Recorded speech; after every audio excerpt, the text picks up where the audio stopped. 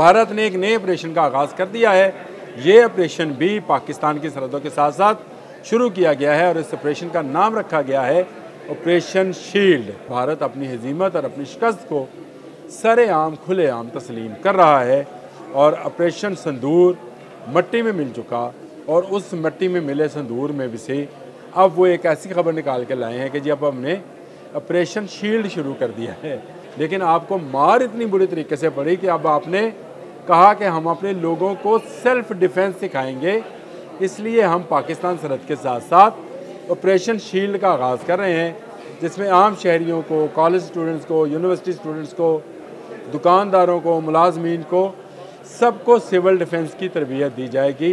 बिस्मिल्लाहिर्रहमानिर्रहीम बोलते कालम के साथ मैं आमिर रज़ा खान। और भारत ने एक नए ऑपरेशन का आगाज़ कर दिया है।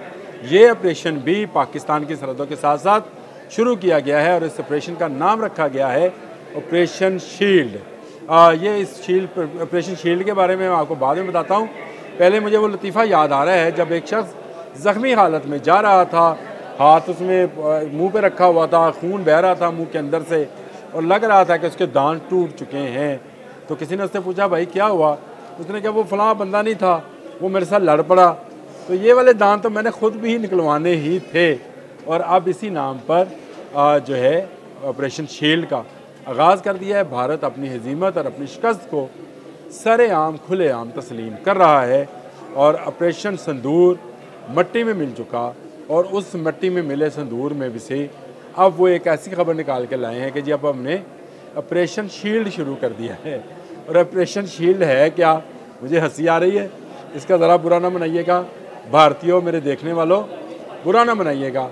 लेकिन आपको मार इतनी बुरी तरीके से पड़ी कि अब आपने कहा कि हम अपने लोगों को सेल्फ डिफेंस सिखाएंगे, इसलिए हम पाकिस्तान सरहद के साथ साथ ऑपरेशन शील्ड का आगाज़ कर रहे हैं, जिसमें आम शहरियों को, कॉलेज स्टूडेंट्स को, यूनिवर्सिटी स्टूडेंट्स को, दुकानदारों को, मुलाजमीन को, सबको सिविल डिफेंस की तरबियत दी जाएगी, ताकि जब पाकिस्तानी जो हैं मज़ाइल्स आएँ तो उन्होंने अपनी हिफाजत कैसे करनी है। असल में भारत को अब समझ आ गई कि परमाणु हथियार क्या होते हैं और जब ये चलते हैं तो इसका नुकसान क्या होता है। इससे पहले वो शायद ख्वाब ख्याल की दुनिया में थे, ख़ुद को एक सुपर पावर समझ रहे थे। ज़्यादा आबादी होने का मतलब वो समझ रहे थे कि उन्हें दुनिया पर हुक्मरानी का हक हासिल हो गया है। लेकिन चंद मिनट की लड़ाई नहीं, चंद घंटों की लड़ाई नहीं, जिस तरह उसे घुटने टेकने पर मजबूर किया, जिस तरह 26 एयर बेसिस उसकी तबाह हुई, उसके ब्रिगेड हेडक्वार्टर को उड़ा दिया गया, S-400 ज़मीन बोस हुआ, 4 राफेल समेत 6 त्यारे गिरे, वो भी चंद मिनटों में।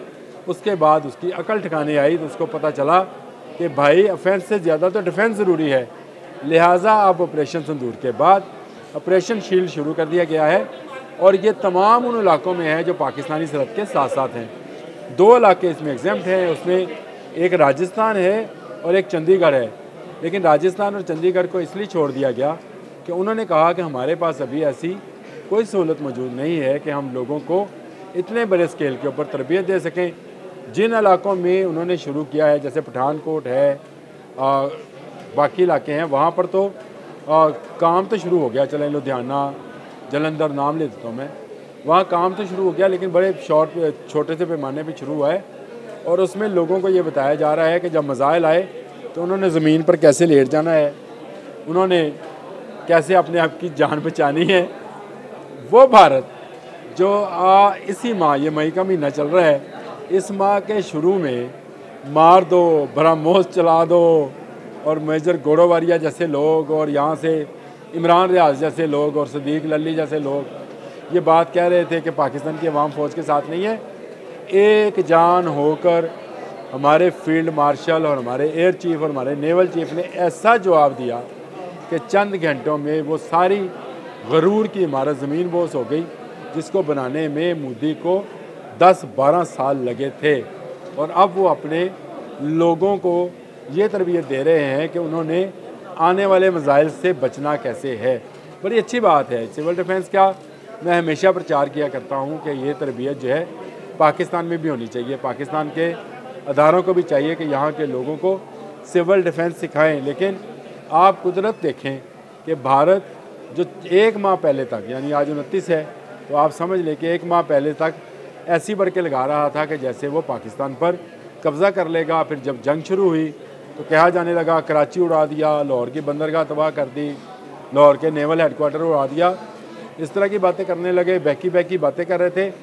आज वो लोगों को सेल्फ डिफेंस की तरबियत देने पर मजबूर हो गया है और ऑपरेशन सिंदूर का नाकामी उसके दिलो दिमाग पर बैठ गई। उसे समझ आ गई है कि पाकिस्तान जब जवाब देगा भरपूर जवाब देगा, और वो जवाब देगा जिसका इनके पास कोई जवाब नहीं होगा और इनको लाजवाब कर दिया जाएगा।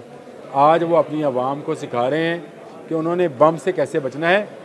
मोदी, अगर आपने अपनी तस्वीर पसंदाना अज़ाइम को लगाम ना डाली तो फिर आपको ये रवायती हथियारों वाली जंग नहीं मिलेगी, एटमी हथियारों वाली जंग मिलेगी। और पाकिस्तान पहले हमला करने पर अख्तियार रखता है और वो पहले हमला करेगा।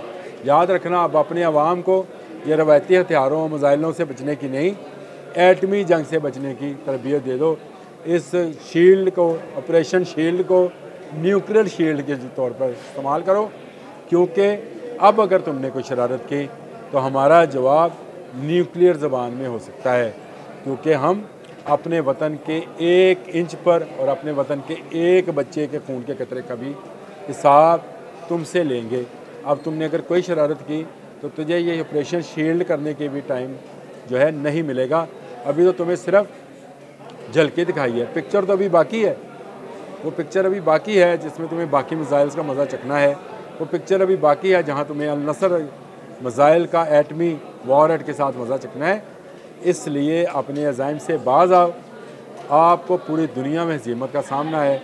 सारी दुनिया इस वक्त आप पर उंगलियाँ उठा रही है, आपकी इकॉनमी तबाह होने जा रही है। आप अपने व्लॉगर्स की बात सुनो जो वो ये कह रहे हैं कि भारत के लोगों के साथ फ्रॉड किया जा रहा है, झूठ बोला जा रहा है, ना सिर्फ अस्करी मामलात पर बल्कि मुआशी मामलात पर भी झूठ का सहारा लिया जा रहा है। पाकिस्तान खुद मुख्तार रियासत है, पाकिस्तान खुद मुख्तार रियासत रहेगा, ता क़यामत रहेगा। और जब तक यहाँ पर फील्ड मार्शल आसिम मुनीर जैसे लोग मौजूद हैं, जब तक यहाँ के लोगों में खून का आखिरी कतरा भी मौजूद है, वो इस अर्ज़ पाक पर आँच नहीं आने देंगे। लेकिन तुम्हारे भारत माता की चादर भी उतार ली जाएगी, याद रखना ये बात।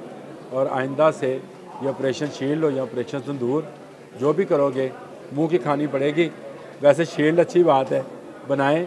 खौफज़दा भारत है और खौफज़दा भारत ये कह रहा है कि मुझे अपने दांत पहले निकलवाने थे, उसके 4 राफेल गिर चुके हैं, 6 टोटल जहाज़ गिरे हैं और उसका S-400 गिरा है।